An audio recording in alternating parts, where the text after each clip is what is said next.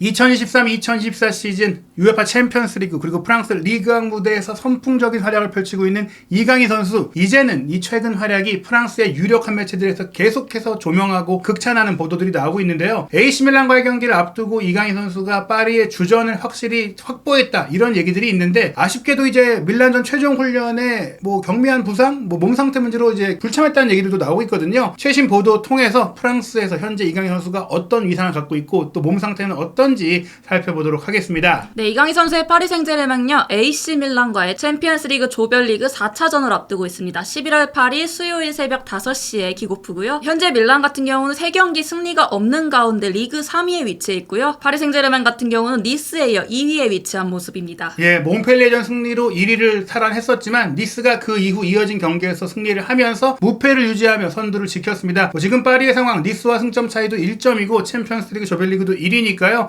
어떻게 보면 이제 챔피언스리그와 리그왕 모두 우승을 노리고 있는 상황인데, 밀란과의 이 빅매치를 앞두고 프랑스 리그왕의 공식 홈페이지에서 이강인 선수의 최근 활약을 집중 조명하는 이제 컬럼을 내놨어요. 굉장히 좀 의미 있는 상황인 것 같아요. 네, 이 컬럼의 제목이 이강인, 한국의 스위스 아미나이프라고 표현했는데요. 여러분도 아시다시피 스위스 아미나이프가 이렇게 여러 개의 칼이 있는 거잖아요. 그만큼 다재다능한 선수라는 것을 뜻한 칭찬 기사라고 볼 수 있겠습니다. 이강인 선수가 이제 단기간 안에 자신이 어떤 능력을 가지고 있는지 왼발킥, 탈압박, 슈팅, 패스, 크로스 모든 것들을 보여주고, 미드필더, 세컨드 톱, 중앙 미드필더, 플레이메이커 이런 역할들을 윙어까지 소화하고 있다 보니까 이 역할이 얼마나 중요한지에 대해서 리그왕이 조명한 것, 특히 챔피언스리그 경기를 앞두고 조명한 것은 이 밀란전의 키플레이어로 이강인 선수를 꼽은 것이기도 합니다. 네, 이강인 선수가 최근 3경기 연속 공격 포인트를 달성하고 있고요. 지난 몽펠리와의 경기에서도 또 자신의 리그 데뷔골을 장식하면서 이 기사에서도 자신의 존재감을 확인했다고 표현했습니다. 예, 이 내용들을 보면 최근 이강인 선수의 3경기 연속 공격 포인트, 챔피언스리그에서 기록했던 밀란과의 홈경기 데뷔골을 포함해서 엔리케 감독에게 매우 귀중한 존재가 되고 있다고 했는데요. 두 가지 측면에서 파리에 효과를 주고 있다고 또 분석을 했어요. 네, 첫 번째로 스포츠적, 경기적인 부분에서 강화가 되고 있다고 말한 건데요. 엔리케 감독은 이강인인데 공을 잃지 않고 드리블로 우위를 점하며 공격과 수비에서 신체적 자질을 갖추고 있다고 호평했습니다. 그리고 이제 이강인 선수 본인도 최근 아시안게임 대표팀은 물론이고 또 부상에도 복귀를 했던 시점 이후 경기를 잘하고 있으니까 이제 나는 몸도 건강하고 뛸 수 있게 됐고 팀에 도움이 되고 싶다 얘기했고요.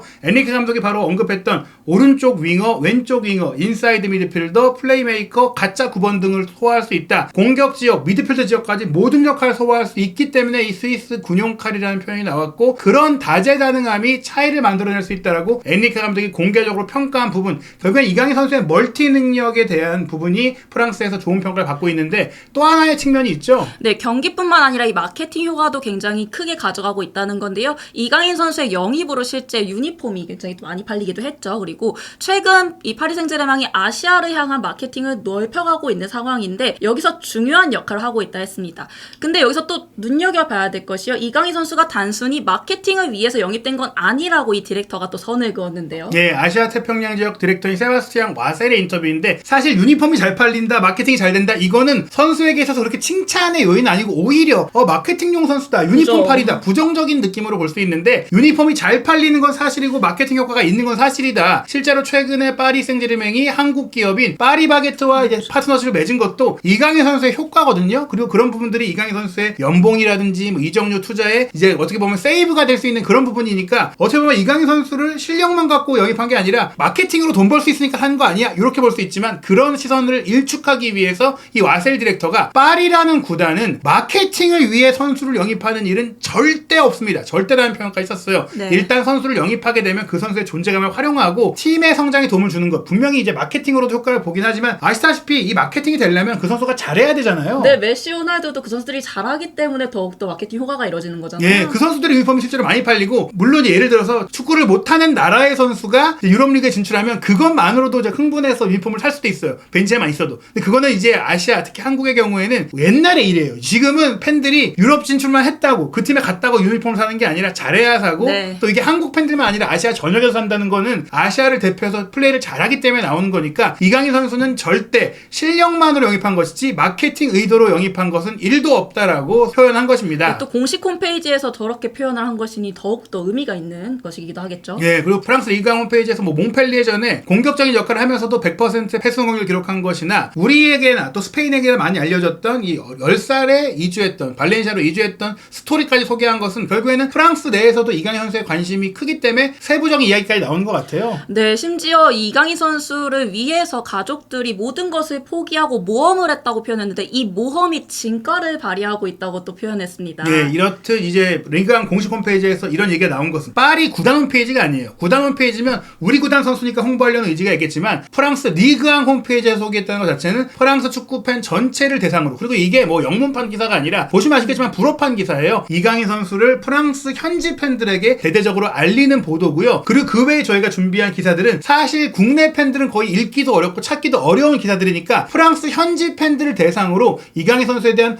호평과 극찬이 이어지고 있는 걸 볼 수가 있습니다. 네, 프랑스 국제보도 전문 채널이죠. 프랑스 24에서는 PSG 미드필더 활약에 기대라는 제목으로 기사를 또 발표했는데요. 지금까지 사실은 이제 파리가 네이마르, 메시, 음바페 이 세 명의 선수가 스타였는데 네이마르와 메시가 떠난 이후에는 음바페 원맨팀에 가깝게 운영이 됐었어요. 그런데 최근에 경기력이 살아난 과정에는 유망주였던 자이르 에메리 그리고 새로운 영입 선수인 이강인 선수의 활약, 즉 미드필드의 활약이 커지다 보니까 음바페보다 더 중요한 게 있다. 지금 파리가 잘 나가는 이유는 물론 음바페가 못한다는 게 아니라 다른 선수들도 잘하기 때문인데 거기에서 있어서 이강인 선수가 언급되고 있는 것입니다. 네, 심지어 밀란전에서 이 미드필더진의 활약을 기대해봐도 좋다고 이야기했으면서요. 더 이상 음바페 혼자 골을 넣는 팀이 아니라는 거죠. 이 실제로 이강인, 자이르 에메리, 비티냐가 지금 계속해서 골을 넣고 있고요. 예, 밀란전, 몽펠리에전 최근 경기에 이 세 선수가 모두 득점포를 가동하고 어시스트도 기록하고 득점 상황을 창출해내면서 음바페의 조력자로서 빛나고 있는데 뭐 비티냐 같은 경우도 최근에 이제 2골을 기록하고 있고 이강인 선수도 공식 경기 2골이고 에메리 같은 경우는 그 이상의 엄청난 활약을 펼쳐 보이고 있다 보니까 이 선수들을 조명했는데 사실 이제 미드필드 라인에는 우가르테도 있어요. 근데 이 선수는 홀딩 미드필더. 이 선수가 아직 득점이 없지만 그건 당연한 겁니다. 수비형 미드필드니까 그렇고 그 앞에 있는 비티냐, 에메리, 이제 이강인 선수가 언급이 되는데 이 선수들이 또 다 뛸 수 있는 상황 아니에요. 4-2-4 포메이션을 쓰다 보니까 비티냐와 이강인 중에 한 명은 이제 벤치로 내려가야 된다. 요것도 이제 현지에서 이슈잖아요. 네, 사실상 이강인 선수가 원래는 덴벨레 선수와의 경쟁 구도가 좀 잡혔던 상황인데요. 지난 경기를 기점으로 이 비티냐와 이강인 선수의 경쟁 구도가 또 현지 언론에서 많이 집중을 받고 있습니다. 네, 사실은 이강인 선수가 이제 윙 플레이어로 라리가에서 맹활약을 했기 때문에 프랑스에서도 그렇게 알려져 있지만 저희는 이미 알고 있어요. 이강인 선수가 본래 미드필더,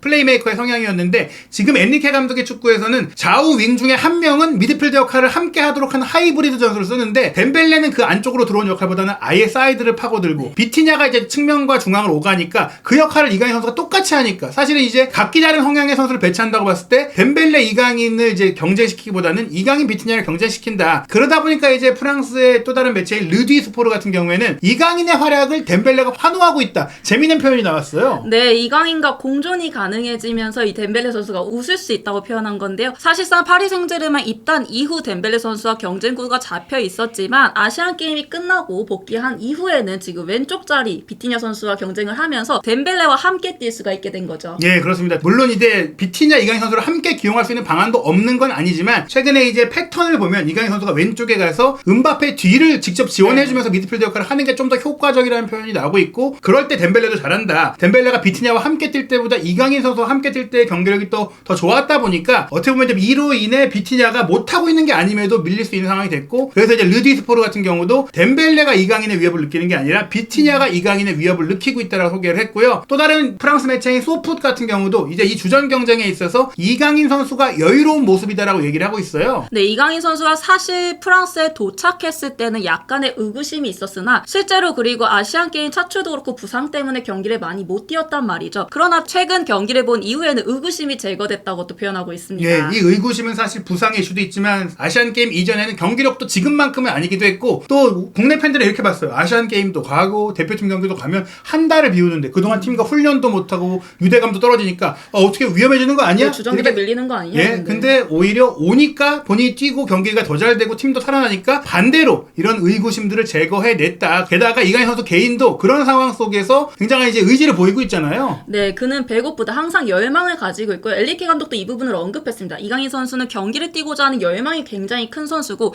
그 부분이 성장하는 데 큰 역할을 해주고 있다고 이야기하기도 했는데요. 네, 이런 열정적인 모습들이 지금 파리에 부족했던 것이다라는 평가가 예전에도 있었어요. 이미 최고의 스타들이 오다 보니까 파리에는 내가 돈을 많이 주니까 온 거야 라는 이런 의지들이 있었는데 이강인 선수는 아니다. 더 큰 성공을 이루기 위해 합류했기 때문에 팀에 대하는 자세, 경기에 임하는 자세가 다른 면들도 이강인 선수를 좋게 평가하는 부분 중에 하나고요. 그러다 보니까 루이스 엔리케 감독이 퀄리티가 뛰어나고 젊고 욕심도 많고 또 공이 있을 때뿐 아니라 없을 때도 열심히 뛰어준다. 압박감 속에서도 좋은 의사결정을 내리는 천재적인 축구 선수다. 모든 축구 팬들의 마음을 사로잡는 선수라고 호평을 했습니다. 네, 최근 경기 이후에 기자회견을 통해서 공개적으로 또 칭찬을 하기도 했죠. 예, 이렇게 한 선수를 공개적으로 감독이 칭찬하는 일들은 어떻게 보면은 선수단에게 위화감을 줄 수도 있기 때문에 꺼릴 수도 있는데 이강인 선수가 선수단 내에서도 인정을 받고 있다는 부분들을 또 볼 수 있는 것이고 어떻게 보면은 이제 이강인 선수의 입지가 확실해졌다는 것을 보여주는 것 같아요. 네, 실제로 또 이강인 선수 스페인에서부터 지켜봤다고 또 이야기를 하기도 했죠, 직접적으로. 예. 그리고 이제 파리의 팬 매체인 까날 서포터스에서도 이제 이강인 선수가 AC 밀란과의 경기를 앞두고 비티냐보다 선호되고 있는 주전 선수다라고 언급한 보도도 있었어요. 네, 이 밀란전에서의 비티냐 선수보다는 이강인 선수가 선발로 나설 가능성이 높다고 본 것인데요. 예, 다만 이제 마르코 아센시오의 부상 복귀 이슈가 있는데 지금 현재 전술적인 부분들을 보면은 아센시오는 좀 가짜 9번이나 이제 공격 라인에 있는 선수고 이강인 선수가 미드필드 라인과 측면으로 오가니까 겹치지 않는다고 봐야 될 것 같습니다. 네, 이어 하무스보다는 콜로 무아니를 선호하고 있는 것으로 보인다라고 설명했습니다. 예, 그 외에 뭐 이제 부상에 복귀한 선수들, 뭐 이제 출전 가능한 선수들을 디테일하게 소개했는데 다만 이렇게 이강인 선수가 밀란과의 경기, 원정 경기에 선발로 뛸 것이다라는 전망들이 거의 모든 매체에서 나오고 있는 가운데 갑작스럽게 변수가 나왔습니다. 네, 오늘 새벽 전해진 소식입니다. 이 밀란전을 앞두고 최종적으로 치러진 팀 훈련에서 불참했다는 소식이 전해진 것인데요. 예, RMC 스포르의 파브리스 호킨스 기자, 파리 전담 기자가 보도한 것인데 산시로에서 진행된 경기 전 최종 훈련에 이강인이 웜업을 하지 않았다. 근데 이제 웜업을 하지 않았다라고 소개한 것이 기자들에게는 15분만 공개가 돼요. 그 15분 동안 웜업만 하니까 그 15분 이후에 이강인 선수가 훈련을 참가했는지 안 했는지가 확인이 안 된 상태인데 그런데 보통은 이제 몸 상태에 문제가 없으면 당연히 웜업을 하게 되거든요. 네, 그러다 보니 프랑스 스포츠지 레키프에서는 이강인이 밀란전 벤치로 내려갈 수 있다며 보도를 했습니다. 예, 뭐 실제로 큰 부상이라면 아예 빠진다고 했을 텐데 그런 얘기를 또 에니케 감독이 한 건 아니기 때문에 큰 부상은 아니겠지만 훈련을 제대로 못한 선수를 선발로 내세운다? 이건 쉽지 않으니까 비티냐와 이강인 중에 이강인 선수가 사실 완전한 우위라기보다는 근소 우위인데 이강인 선수의 몸이 안 좋다면 그렇다면 비티냐를 선발로 서지 않겠느냐? 그래서 레키프의 예상 선발 명단에서는 콜로무아니와 은바페의 투톱, 덴벨레와 비티냐가 좌우 측면에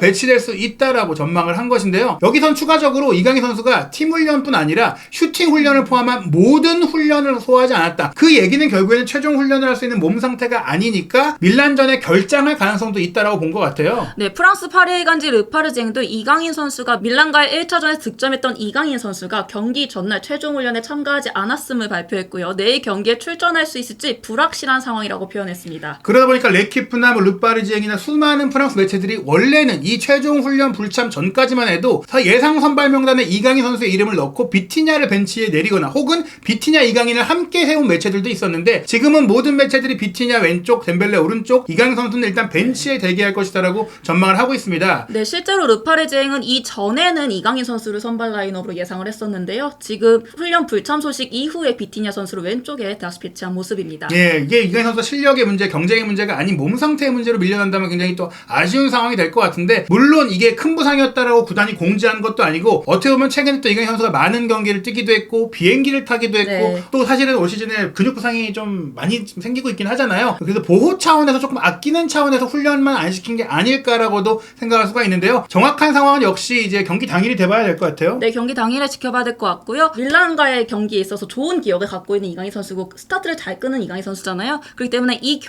경기에 나서서 또 어떤 활약 펼쳐줄지도 한번 지켜봐야 될 것 같고요. 예, 이 경기 1시간 전에 선발 명단이 공개가 되는데 11월 8일 수요일 새벽 5시 킥오프 경기입니다. 과연 이강인 선수 우려를 떨쳐내고 건강한 몸 상태로 밀란과의 경기에 출전해서 멋진 활약 보여줄 수 있을지 한준TV에서 그 경기 결과와 후속 반응 확인하시기 바랍니다.